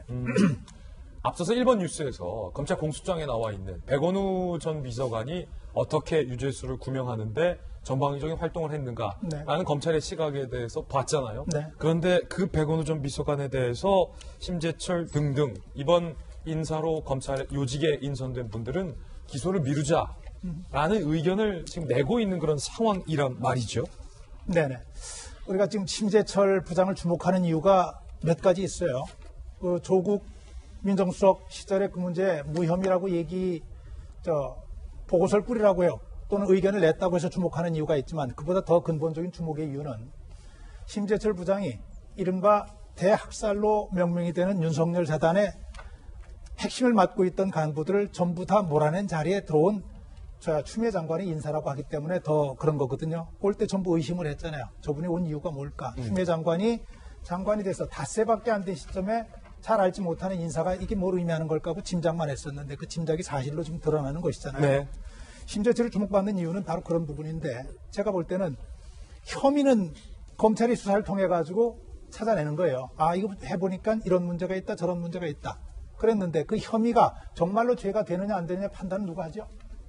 법원이 하는 겁니다. 판사가. 그런데 이미 법원에서 심재철이 무혐의 보고서 내라고 하기 전에 법원에서 죄가 소명된다고 법원에서 판단을 했어요. 불구속은 했지만은 조국에 대해서. 그럼 법원에서 인정이 된 죄에 대해서 무혐의라고 얘기했다고 한 부분을 수사했던 검사들은 화가 난 거 아니에요. 그 부분에 대한 문제 제기가 추태였다면은 심재철, 추미애 두 분은 추태 유발죄가 되는 겁니다. 그래요. 서민 교수님 얘기하신 대로 상가에서 쌓였던 거 터놓고 얘기할 수 있어요. 바람직하진 않았지만 그럴 수 있어요. 그런데 그런 상황을 만든 근본적인 원인이 뭔가 좀 생각을 해야 되는데 저는 최근에 추미애 장관의 얼굴 보면은 무서워요. 무섭다. 예, 도끼가 서려 있어요. 얼굴에. 저렇게까지는 안 하셔도 될 텐데 왜 저럴까 하는 생각이 들면서 이 얘기는 꼭 좀 말씀드리고 싶어요. 조금 자제가 필요한 단계가 아닌가. 그리고 지금의 상황으로 끝나는 게 아니라 모두 역사의 기록이 된다는 사실도 한번 좀 새겨봤으면 좋겠다는 판단합니다. 두 번째 뉴스, 다양한 분들의 다양한 의견 역시 전해드렸습니다. 많은 분들이 지금 댓글창에 의견 남겨주고 계십니다. 감사드립니다. 이젠 세 번째 이슈를 소개할 텐데요. 총선이 얼마 안 남았습니다. 도시구청 총선 알림. 오늘의 주제는 자녀 교육에도 아빠 찬스. 이른바 문희상 국회의장의 아들 문석규 씨의 논란과 의혹이 오늘 새롭게 제기됐는데 이를 포함한 총선 알림 오늘도 3가지 준비되어 있습니다. 하나하나씩 만나보시죠. 돌직구쇼에서만 만날 수 있는 총선 알림 첫 번째 알림입니다. 아빠 찬스 싫다던 문석균 씨. 그런데 자녀 교육에도 판단을 여러분께서 해주시기 바라겠고요. 어떤 의혹인지 직접 한번 살펴보시죠.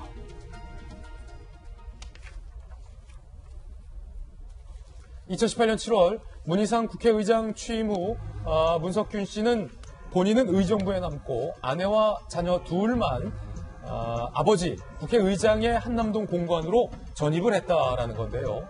문석균 씨의 아들 문군이 한남초등학교로 전학한 이후에 학생회장에 당선이 됐고 서울 지역의 중학교에 배정이 됐다라는 얘기가 오늘 새롭게 나와 있습니다.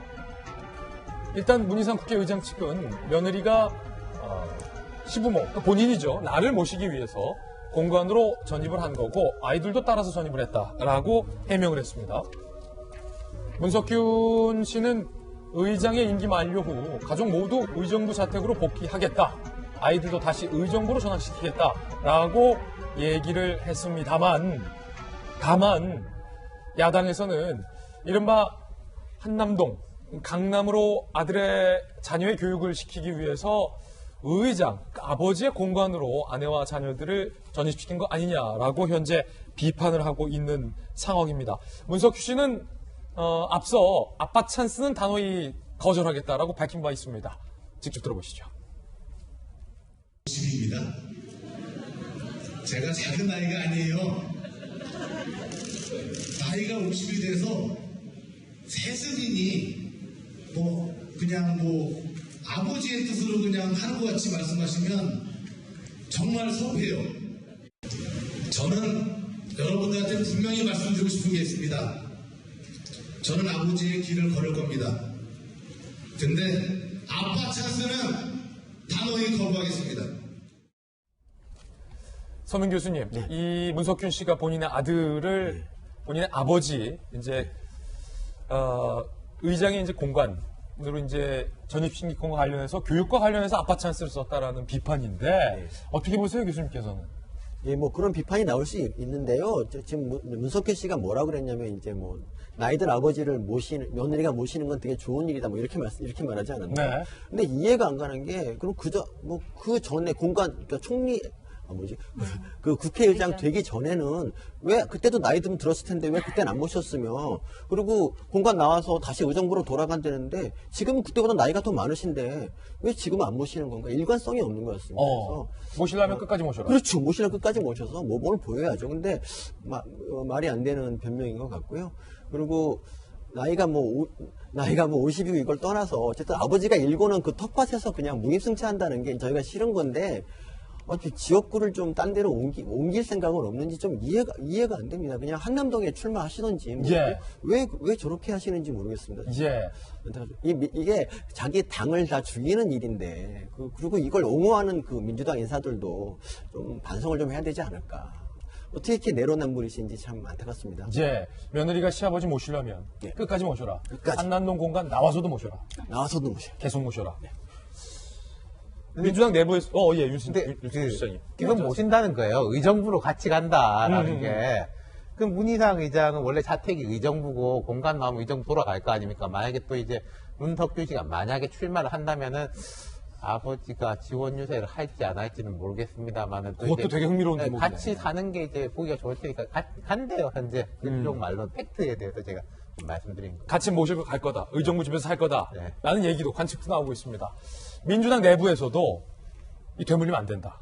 그러니까 문희상 의장의 아들 문석규 씨를 공천하는 것은 안 된다. 반대한다라는 목소리가 민주당 내에서 나왔습니다. 김혜영 의원인데 직접 들어보시죠.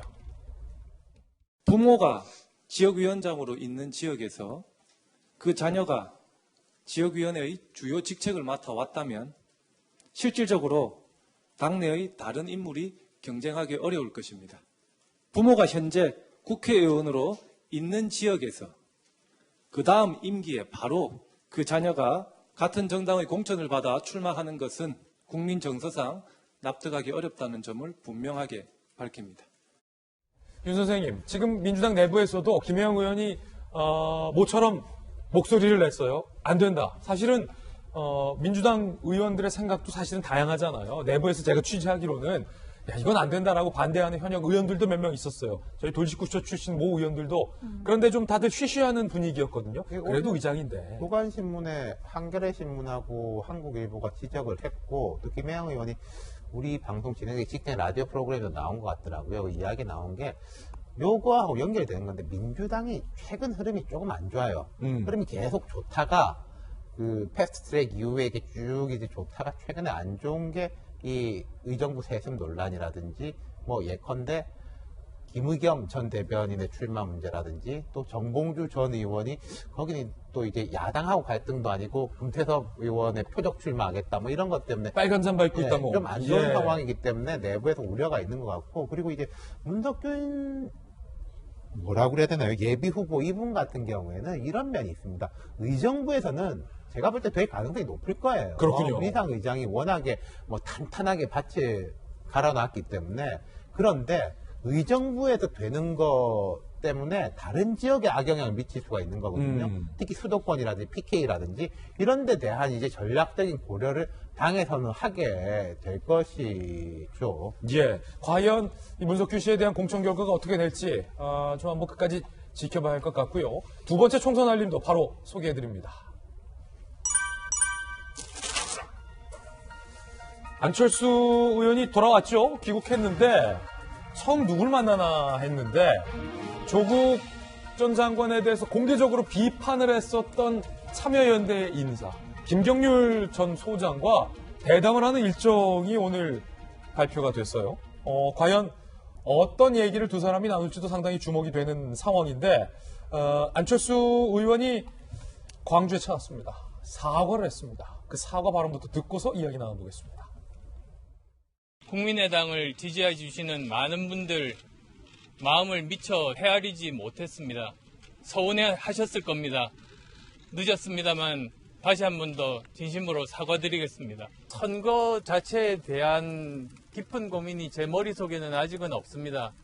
우선 제가 절박하게 지켜봤던 대한민국이 나가는 방향에 대해서 먼저 말씀을 드리고 국민 여러분들의 뜻을 구하겠습니다. 통합과 관련돼서도 국민 여러분의 뜻을 구하겠다라고 밝혔는데 이 안철수 의원이 김경률 소장을 만난다는 겁니다. 두 분의 연결고리는 과연 무엇일까요? 오늘 누구를 만나냐가 주목되는 게 김경률이라서 그래요.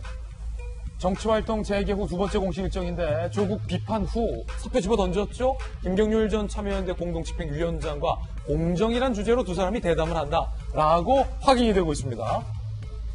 안철수 의원 측은요, 제19 감싸기로 자정 능력을 잃은 일부 시민단체에 자성을 촉구하고 참여연대 얘기하는 것 같아요. 21세기 시민단체 역할에 대해서 경청을 하고 논의하는 자리다라고 밝혔는데 이 김경률 위원장이 과거에 뭐라고 얘기를 했는지를 직접 한번 들어보시면 왜 이게 뉴스가 되는지 감이 확 올 것 같습니다. 들어보시죠.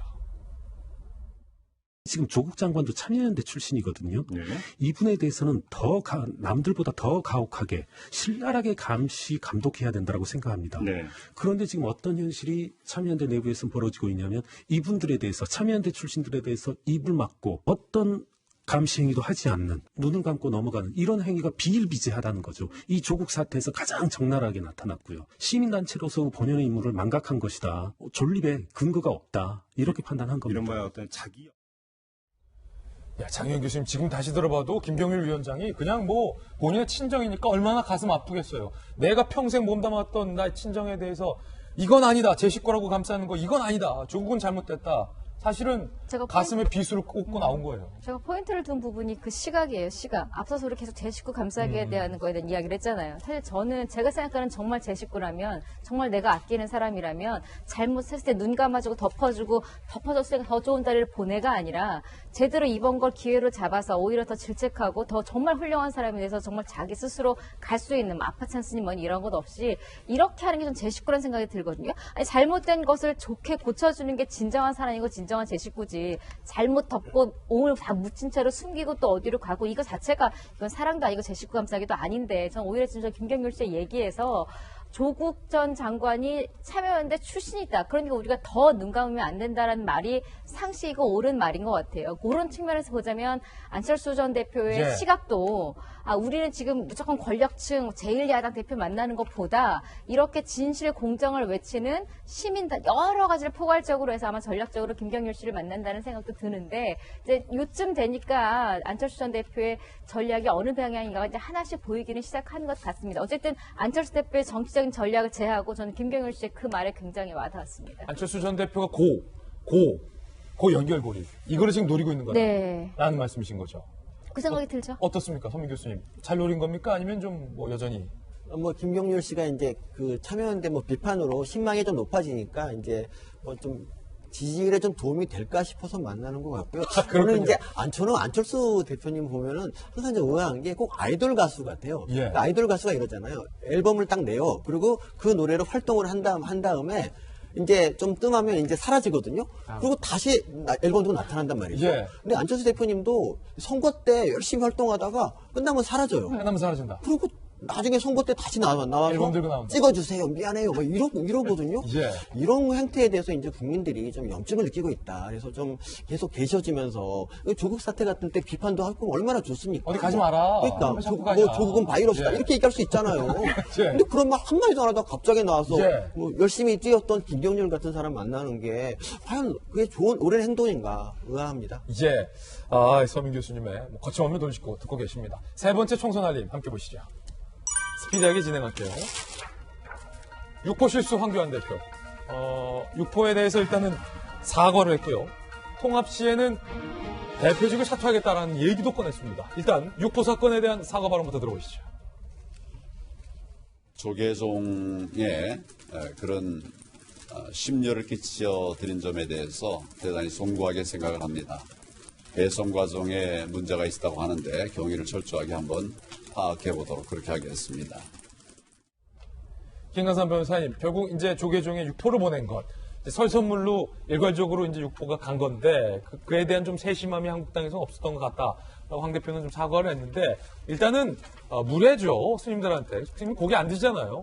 제가 볼 때 이제 실수는 맞는 것 같아요. 실수는 맞는 것 같아요. 의적으로 연맥이라고 하는 건 아니겠죠. 예. 연맥인다는 얘기를 쓰잖아요. 그런데 그건 아니다. 이게 만약에 황교안 대표가 독실한 크리스천이 아니라고 하면 예. 사실 이렇게 크게 문제되지는 않을 거예요. 그냥 실수군 하고 넘어갔을 거다. 넘어가는데 근데 황교안 대표가 그러면 불교영사에서도 합장을 안 했잖아요.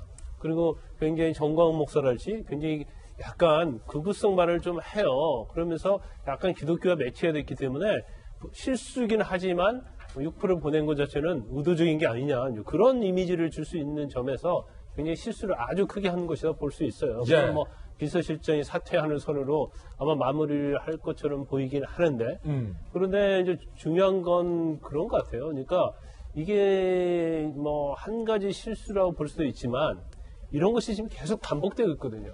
반복되고 있다는 것은 자유한국당이 그만큼 어떤 시스템이 안 돼 있다는 거예요. 세심하지 못하다. 그렇죠. 뭐 총선이 예. 됐던 아니면 어떤 이념의 정체성이 됐던 그런 부분에 있어서 굉장히 갖춰지지 않는 정당이라는 것을 저건 반증하는 거라고 봐요. 그래서 예. 어떤 내부적으로 기강회의가 있던지 아니면 뭐 총선이랄지 그런 정치적인 측면에서 굉장히 강렬한 그런 것들이 사라지면서 근데 저런 실수가 반복되지 않는가 싶습니다. 예, 사실은 지난번에 조계종 측에게 뭔가 좀 석연치 않은 실수 측의 해프닝이 있었다면 그 다음은 사실은 더 신경 써야 되거든요. 야, 이번 설 선문 뭐야? 육포래요. 육포? 가만히 있어봐. 그럼 조계종에 육포 보내면 돼? 그거 말고 멸치나, 그렇죠? 버섯이나, 한과나, 사과배 이런 거 멸치도 안 돼. 멸치도 안 돼. 저는 육포에다 만약에 멸치도 안 돼요. 향토주를 보내면 아주 큰일 나죠. 어쨌든 실수다라는 거고 황교안 대표가 오늘 한 일간지와 통합 시에는 대표직에서 물러날 수도 있다라는 발언도 했습니다. 그 발언도 살펴보시죠. 문정권 심판위에 둘 합치는 게 필요하다. 유승민 의원과 그 과정에서 내려놓을 거 내려놓지 않겠냐라고 얘기했어요. 통합신당 만들어지면 내 당대표 자리도 새로운 변화가 필요할 것이다. 안철수와도 방향성이 큰 틀에서 다르지 않다. 이게 당대표 물러날 수도 있다는 얘기입니까? 예, 그렇게 봐야 되겠죠. 본인은 기득권, 본인이 가지고 있는 자리까지 내놓을 각오가 돼 있다. 그러니 우리 힘을 합치자 하는 그 의지를 표현한 것 같은데 혹시 기억하실지 모르겠습니다. 오늘 21일이죠. 예. 1월 22일 날 그러니까 1990년 1월 22일 날 무슨 일이 있었는지 그렇게 떠올리기는 어렵겠죠. 예. 그날이 3당 합당이 있던 날입니다. 아, 그렇군요. 딱 30년입니다. 내일이면은. 당시 민주정의당, 통일민주당, 그리고 신민주공화당 3당 합당을 통해서 민주정의당이 의회에서의 열세를 만회하기 위해서 아주 정말 대한민국 정치 역사가 바뀌는 엄청난 합당의 역사를 만들었죠. 제가 주목하는 것은 합당 자체에 대한 역사적인 평가를 떠나서 합당을 통해서 그 합당된 세 당이 뭉쳐진 합당 내부에서 치열한 내부 노선 경쟁이 벌어졌어요. 이른바 보수 세력과 김영삼 총재가 이끌고 있던 통민주당의 개혁 세력 사이에 그 치열한 내부 경쟁이 일어나고 치열한 토론을 통해서 당의 다양성이 생겼고 다양성을 통해서 당의 체질이 강화됐고 그걸 통해 가지고 사실은 대통령도 외에 몇 사람을 더 배출했죠. 제가 얘기하고 있는 건 그겁니다. 합당이 중요한 것이 아니라 형식이 중요한 게 아니라 합당을 통해서 무엇을 이룰 것인가 하는 이 가치가 먼저 얘기가 돼야 되는데 지금 선거를 앞둔 입장에서 합당만이 모든 것에 가장 중요한 앞서는 우월한 그 핵심 이슈가 되고 있는 이 부분에 대해서 중요하다고 말씀드리고 싶고 또 하나는 아까 문희상 의장의 아들에 대한 아빠 찬스를 얘기했지 않습니까? 자유한국당 또 보수당 하나 분명히 털어낼 게 지역 찬스 쓰는 의원들이 참 많습니다. TK, PK 지역에 이 지역 찬스 쓰고 있는 의원들도 한국당 내에 그렇죠. 똑같은 거다. 예, 그런 의미에서도 정리가 좀 필요한 단계다 봅니다. 한국당에 대한 뭐 거침없는 돈식구 발언까지 들려주셨습니다. 이번에 저희가 준비한 다음 순서 오늘의 학교 시간입니다. 오늘은 과연 어떤 분들이 학교 4인방에 선정되었을지 바로 만나보시죠. 자, 이국정 교수 그리고 김건모 씨 그리고 영국의 해리 왕자 네 번째는 프랑스 파리의 이 노천 카페에 대한 소식도 들어와 있습니다. 하나씩 전해드리죠. 이국정 교수가 아주대 의료원과의 갈등 끝에 결국 외상센터장직에서 물러나겠다. 일에서 손 떼겠다라는 의사를 밝혔습니다. 일반 교수로 남아서 외상센터 운영에도 관여하지 않겠다라는 강한 입장을 표명했습니다. 들어보시죠. 쳐다보기도 싫어요. 그리고 외상 쪽은 이제 제가 더 관여를 안 하려고 해요. 그거야 계속 오해만 되고 보세요. 제가 아무리 하려고 해도 안 되잖아요. 제가 목 걸어놓고 지원시켜주겠다고 맨날 뻥뻥거렸었거든요. 이제 정동관을 서고 뭐 하나도 지원 못 시켰다고. 의료원장의 문제가 아니니까요. 의료원장한테 다 떠넘기고 병원장 부원장이 다 그렇게 쥐어짠 거라고. 그런 사람들 이용한 거는 더 윗선이잖아요.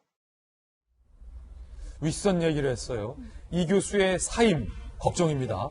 닥터 헬기 운영에도 큰 어려움이 예상되는데 오늘부터 재개하기로 했던 닥터 헬기 운항도 의료진 전체가 탑승을 거부하며 재개가 불가능한 것으로 확인됐습니다. 그동안 꾸준히 제기된 소음 민원에도 이 교수가 아니다. 닥터 헬기는 띄워야 한다라고 운영되어 온 그 헬기인데 이 교수가 물러난다면 병원 측에 불만과 민원을 막기가 어려운 상황. 의료진 측은 인력을 충원해야 닥터 헬기 운항을 재개하겠다는 입장입니다. 이렇게 양측 갈등이 깊어지는 가운데 박능우 보건복지부 장관은요. 감정의 골이 깊어 서로를 돌봐주지 않았다. 양쪽 다 열심히 했는데 양쪽이 다 지쳐있는 상황이라며 아주대 병원이 법과 규정을 어긴 일은 없었다라고 밝혔습니다. 이국정 교수가 아주대의 갈등으로 애꿎은 환자들에게 피해가 돌아갈 것 같아요. 정부의 조금 더 적극적인 개입이 필요한 것 아니냐는 목소리도 나오고 있습니다. 이게 서민 교수님, 박능우 보건복지부 장관은 양쪽 다 어쩔 수 없었다라고 표현했지만 그 말도 참 박 장관의 말도 공감이 되지만 이 교수에게 뭐라고 해서는 안 될 것 같아요. 그럼요. 이국정 교수는 사실 우리나라로 따지니까 성모 마리아 같은 분이십니다. 그래서 저는 이분이 그동안에 진짜 어려운 환경 내에서 혼자 우리나라 중증 외상 치료는 전부 이국정 교수가 저희 알파이자 오메가라고 할 수 있거든요. 근데 이제 이분이 그만둔다는 것은 이제 우리는 이제 앞으로 중증 외상 환자는 이제 좀 많이 생명이 위험한 상태에 왔다. 그러니까 뭐 예를 들면 뭐 석선장 같은 분이 총을 맞아도 더 이상 구해줄 사람이 없다는 걸 얘기하는데, 근데 이거를 아주대 병원 그러니까 어쨌든 사립병원이 혼자 이걸 감당한다는 건 좀 말이 안 되고요. 이 국가 차원에서 엄청난 지원이 있어야 되는데 이국정 교수가 그렇게 국가 지원해달라고 그랬는데 안 해줬지 않습니까? 안 해줬다. 그래서 저는 원래 이제 저는 유명한 사람이 정치를 한다 그러면 원래 이제 좀 안 좋게 보는데 저는 이국정 교수님이 정치를 한다 그러면 마음으로 딱 응원하겠습니다. 이국준 교수님. 예. 정치를 하셔서 정말 이 응급의료 시스템을 좀 바꿔주십시오. 국가 지원은 있었죠. 그러니까요. 네, 국가 지원이 있었는데 그게 제대로 또 쓰이지 않아서 국가 지원이 얘기가 제대로 안 있었고, 돼. 전 사실은 이번에 그 의료센터끼리의 감정이라고 이야기한 그러니까 전 사실 저 멘트 또 이국준 교수가 굉장히 실망을 했을 것 같아요. 거기에 대해 공개적으로 비판을 했었죠. 정부도 문제다. 도와준다고 했으면 끝까지 책임을 져야지. 도와준다고 해놓고 돈만 주고 돈이 제대로 안 쓰이는 거에 대해 제재를 못하고 너희들끼리 해결해라라고 던져놓는 것 자체가 관심이 없는 것이라는 이야기를 했었고, 그 말이 맞죠. 지금 윗선 얘기도 자꾸 의료진들끼리 갈등으로 만드는 게 속상하셨던 것 같아요. 더 윗사람들의 시키는 대로 한 건데 어쩜 의료원장도 그런 얘기들을 한 것 같고, 여러 가지가 지금 말씀하신 대로 이제 피해는 결국은 또 피해자들의 몫으로 돌아간다는 게 제일 속상한 거죠. 저는 서민 교수님하고 두 분 말씀하신 거에 전적으로 동감하는 게, 이게 윤 선생님 잘 아시겠지만 이게 정부가 돈만 준다고 끝나는 게 아니잖아요. 사실은 아주대병원은 그냥 개인 병원이잖아요. 그 개인 병원에게 돈 쥐어주고 몇 푼 쥐어주고 니들이 알아서 해 라고 하는 게 이 국가의 역할은 아니거든요. 근데 돈만 지어주고 안 끝내려면은 더 돈이 많이 들고 더 인력이 많이 드니까 국가 입장에서는 돈만 지어주고 끝내는 게 훨씬 편하기는 하죠. 그렇군요. 그러니까 지금 그런 것 같아요. 아주대 병원이 예를 들어서 지금 권역 외상센터가, 경기 권역 외상센터가 돈을 되게 많이 벌어가지고 그 뒤로 돈을 빼돌리는 건 아니지 않습니까? 예. 돈이 구멍이 자꾸 많이 나는데 이제 쏟아붓는 것이고, 국가에서는 이만큼 줬는데 이 병원에서는 아니 직접 비용은 이거로 충당되더라도 간접적인 비용이라든지 기회 비용 같은 거는 이제 계속 구멍이 난다. 이제 이국종 교수 같은 경우에 제 전문가는 아니라서 모르겠습니다. 뭔 소리냐. 나라에서 이만큼 해주고 이 정도 해야지라는 데 대한 이제 갈등인 것 같아요. 그러니까 누구의 잘못도 아닌데 이제 결국 외상 환자들만 계속 피해를 보는 이런 관점인데, 그래서 저는 국가가 어렵지만은 더 나서는 수밖에 답이 없는 것 같아요. 더 나서야 된다, 국가가. 딴 데로 샌다면은 그걸 제대로 잡아야죠. 예를 들어 여기가 이제 돈이 셀 리가 없는 조직이긴 하죠. 돈을 버는 데가 아니니까. 예. 아니 근데 이제 그 정부에 돈 준이 엉뚱한데도 쓰였다라는 부분 이국종 교수가 지적을 의료 했으니까. 전문가들이 얘기를 하더라고요. 예. 그러니까 저기 일단 아주대병원이랄지 이런 병원에 저렇게 외상센터를 하는 것 자체가 처음부터 잘못됐다는 거예요. 왜냐하면 엄청난 돈이 들어가고, 또 예를 들어서 이제 병원 같은 경우에는 뭐 인건비를 찌르고 돈이 많이 들어가잖아요. 근데 외상센터를 병상수를 늘릴수록 적자가 된다는 거죠. 예. 그럼 답이 나와 있잖아요. 보조를 해서 뭐가 될 수 있는 게 아니다. 그러면 외상성만 전문적으로 치료하는 병원을 국가에서 만들어서 국립으로. 그렇죠. 그래서 예. 국가의 세금 가지고 운영하는 것이 가장 적합하다는 거예요. 그런데 초기부터 저걸 그냥 권역별로 해가지고 땜 방식으로 그냥 지원하고 그러다 보니까 그 보조금도 제대로 쓰이지 않고, 또 제대로 쓴다 하더라도 결국 적자가 계속 나기 때문에 병원의 입장에서는 사실은 수익을 얻어야 하는데 거기에 전력 투구할 수 없어서 이것은 예견된 결과라는 얘기를 많이 말씀을 하시더라고요. 예. 정부의 책임을 얘기를 했는데 저도 짧게 전문가가 쓴 칼럼이더라고요. 정부 박능호 복지부 장관은 누구의 잘못도 아니고 최선을 다했다 그러는데, 전문가는 이렇게 얘기하더라고요. 정부가 욕심을 부린 것이 문제였다. 어떤 문제였냐면은 외상센터에 대한 국민의 관심이 높아지니까 정부에서 지원 약속을 했고 실제로 했는데, 원래 계획은 아주대 병원에 본부를 두고 센터를 7개를 두는 것이었대요. 아, 그래요? 그런데 그걸 17개로 늘렸다는 겁니다. 그러면서 힘을 분산시켰고, 힘을 분산시킨 때는 일종의 보여주기 효과를 의식한 것이 있던 것 아니냐. 그런 데서 나오는 문제가 저렇게 빚어진 것 아니냐는 얘기가 있더라고요. 예, 당장 닥터 헬기가 오늘부터 못 뜨니까 이 부분이 제일 걱정입니다. 닥터 헬기가 필요한 환자들이 제때 빠르게 이송이 돼야 되는데, 그게 좀 걱정입니다. 두 번째 앞을 만나보시죠. 유흥업소 직원을 성폭행한 의혹을 받고 있는 김건모에게 성희롱을 당했다고 주장하는 여성이 등장했는데, 이번엔 일반인이 아닌 가수 A씨예요. 자신의 SNS에 과거 한 술자리에서 김건모에게 성희롱을 당했다라고 글을 게재한 건데, 이 A씨는 김건모 씨는 나에게 친구끼리 뽀뽀도 못 해주냐, 앞에 두고도 뽀뽀를 못하니 동사무소 직원 대하는 것 같다 라는 농담과 장난을 했다고 주장했습니다. 배트맨 티셔츠를 건네며 지금 당장 입으라고도 강요했다고 말했는데, 하지만 당시 물증은 없다면서 당시 김건모로부터 받았던 배트맨 티셔츠와 계속 스킨십하고 뽀뽀해달래 등 지인에게 실시간으로 보낸 메신저 내용 등을 공개했습니다. 하지만 당시 술자리에 동석했던 음악감독 B씨는 전혀 사실이 아닌 부분이 많다며 가수 A씨의 주장을 반박했습니다. 김건모가 배트맨 티셔츠를 주며 입으라고 한 건 맞지만 집에서 불편하니까 편한 옷으로 갈아입으라는 의미였다는 것. 그날도 즐겁게 마시고 헤어졌다며 세 사람이 다정하게 미소를 지으며 카메라를 응시하고 있는 사진도 공개를 하기도 했습니다. 이 장희영 교수님 계속 뭔가 본질적인 사건에 대한 의문이 풀리지 않은 채 다른 의문들이 계속 제기되는 모양새예요. 자꾸 저도 모르게 기싸움하는 것 같은 느낌도 들어요. 처음에 폭로한 강용석 씨의 이제 유튜브 방송도 그렇고 매체가 왜 거기였냐부터 지금 계속 이야기가 나오고 있고 이 가운데 피해 여성과 김건모 씨의 공방이 말씀하신 대로 자꾸 새끼를 빠지는데 또 다른 이제 피해 여성이라고 주장하는 여성이 나타난 거죠. 다만 전 김건모 씨 지인이라는 그 자리에 동석했다라는 분이 그 새롭게 내가 성추행을 당했다라고 폭로한 여성에 대해서 반박을 하면서 함께 웃으면서 찍은 사진도 있는데 말이 안 된다라는 그 말은 사실 말이 안 되고요.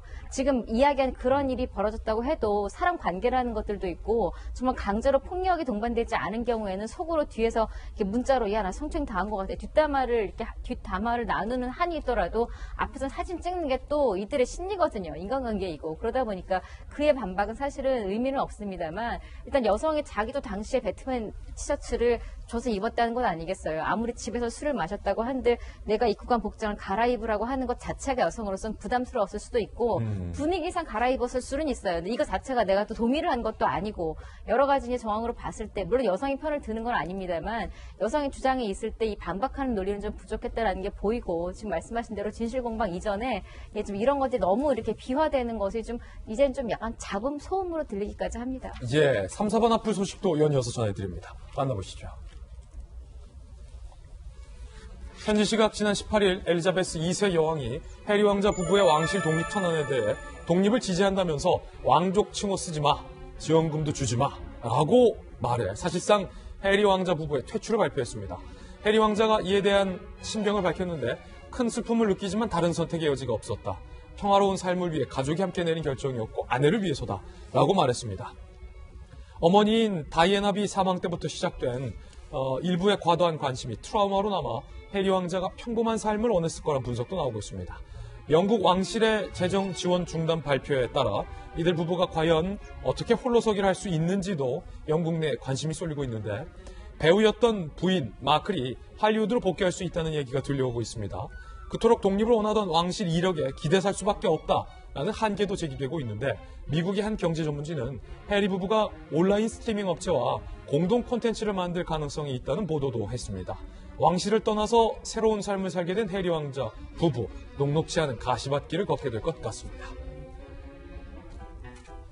여러분은 파리의 낭만으로 어떤 장면을 꼽으십니까? 아마도 많은 분들이 잔잔한 음악이 들려오는 카페 야외 테라스에 앉아 여유롭게 커피를 마시는 이미지를 떠올리실 것 같은데 그런데 이런 환상이 이제 앞으로 깨질 수 있다는 소식이에요. 프랑스 현지 언론들은 프랑스의 주요 도시들이 야외 테라스 난방을 금지하는 방안을 검토하기 시작했다고 보도했습니다. 겨울철 테라스 난방은 에너지 낭비며 온실가스 배출 주범이니 이를 금지해야 한다는 목소리가 커지고 있기 때문이라는데 2015년 테라스에 앉아있는 시민들이 무차별 총격을 받은 파리 테러 직후에도 테러에 굴복하지 않는다는 의미로 나는 테라스에 있다 라는 구호운동이 벌어질 정도로 프랑스에서 이 테라스 문화는 하나의 상징처럼 여겨져 왔습니다. 파리에 있는 카페 중 60%가 테라스 난방을 하고 있고 테라스 매출은 전체 매출의 평균 20%를 차지. 이 때문에 업계는 테라스 난방 규제가 현실이 될 경우 매출 감소를 우려하는 목소리도 높게 제기되고 있습니다. 난방 금지를 주장하는 환경단체와 이에 반대하는 카페 업주들이 충돌하고 있는 상황에서 과연 난방 규제가 현실화될지 주목되고 있습니다. 이게 사실 박성규 대변인 제가 프랑스 파리에서 짧게나마 좀 공부를 하고 돌아왔잖아요. 네. 그런데 이제 공부하고 아침에 가서 프랑스 파리에 사실 물가가 높기 때문에 별로 어디 갈 데가 없어요. 그러다 보니까 이제 카페에 들어가서 조그마한 이제 카페 알레라고 하거든요. 카페 알레 시부플레라고 해서 그거 그냥 조그맣게 앉아서 테라스에 앉아서 책 보고 지나가는 사람 공부하고 뭐 구경하고 이게 사실은 다거든요. 네. 저 굉장히 좀 아쉬운 소식이에요. 난방비와 관계없이 우리의 머릿속에는 파리 가면은 그럼요. 이렇게 테라스에 앉아서 커피 한 잔 마시고 사실은 저도 해봤답니다. 그렇군요. 차관님도. 예, 2년 전에. 예. 그 정치도 접고 공직 접고 아내에게 미안해서 아내와 같이 가서 한번 해봤는데 그때 기분이 뿌듯했어요. 왜 뿌듯했냐면 센 강변에서 나도 영화 속에서 보던 그 장면에 같이 들어와 있구나. 예. 아내와 같이 있구나. 더 좋았습니다. 더 좋았군요. 저는 그걸 한 번도 못 해봤는데. 서민 교수님, 예. 한 2년만 있다 그 법안을 발의하면 참 좋겠다 생각이 듭니다. 일단 나까지는 한번 해보고. 이제. 저는 60초 광고 후에 돌아오겠습니다. 잠시 후에 뵙죠. 네, 화요일 아침 저희가 준비한 소식 모두 다 전해드렸습니다. 오늘 이제 서민 교수님, 윤태원 실장 포함해서 우리 박성규 전 대변인까지 인재영입 1, 2호 발표했는데 내일 모레도 계속 인재영입 3호, 4호, 김진희 3고 초리한 인재영입 발표가 계속되니까 기대해 주시기 바라겠습니다. 저희 독립된 유튜브 채널에도 많은 관심 부탁드립니다. 오늘 하루는 분명 어제보다 나을 겁니다. 좋은 하루 되십시오. 고맙습니다.